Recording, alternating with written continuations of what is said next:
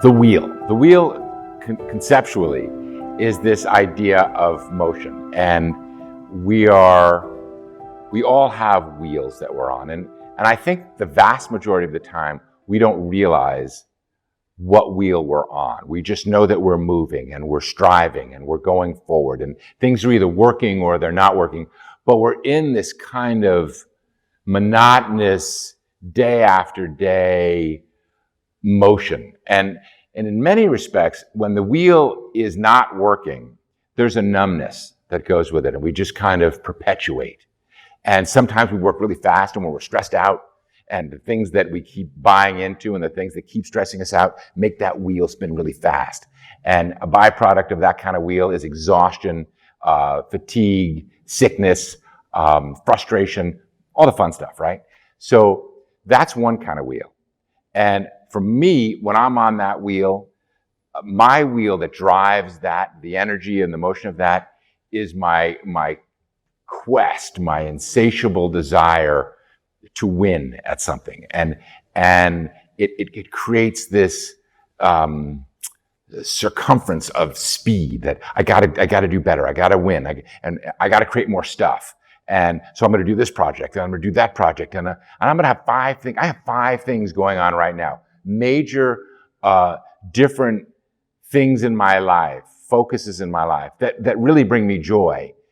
This being one of them. But it's a lot of stuff. And so it's always next. Okay, check that box and move forward. And that's a wheel that spins like this. And there are times that I come home at the end of the day and I'm spent. And so that's one kind of wheel. Now, then there's another wheel. I have she's almost 7 months now, named Lily, and a little girl. And she's like this big. And Lily puts me in a wheel that I've never experienced before. Because my first 2 kids, I was 28, I was 33 when we had Annie and Ted. And I was conquering the world, and I was on that wheel. But now I'm almost 58, and life is different for me. And I see things differently. And this morning I was sitting there with Lily, and the wheel stopped because I dropped into Lily mode. And Lily, at almost 7 months, she's just working dexterity out to try and pick something up and put it in her mouth. And it's normally just the label. It's not the toy itself. It's the label of the toy. And she likes to suck on the label of the toy. And I get to experience what that's like. That softness, the pause.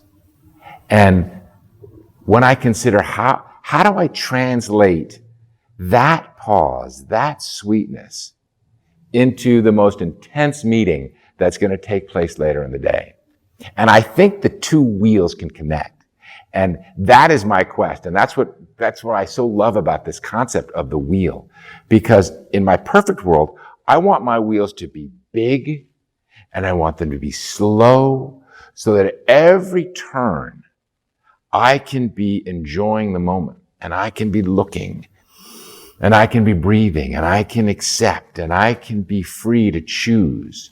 That at any moment, if I step off of that wheel and pause, I know that wheel will still be there, and it's not going to get away from me.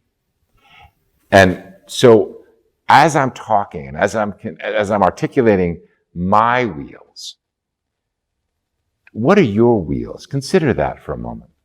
Consider the times in your day or what you're doing in your life. And are you moving like this? And if that's the case, my first question is it serving you? And what is the quality of your life when you're moving like this? And how do we expand that arc and the circumference? And how do we slow it down? And what are the choices that you can make in the moment that slow that down and separate you perhaps from the attachment of what you want and get you more into the acceptance of who you are and the gratitude for what you are and how you are? And on the breath, perhaps the wheel slows down just enough that you can consider the next step for yourself that serves you best.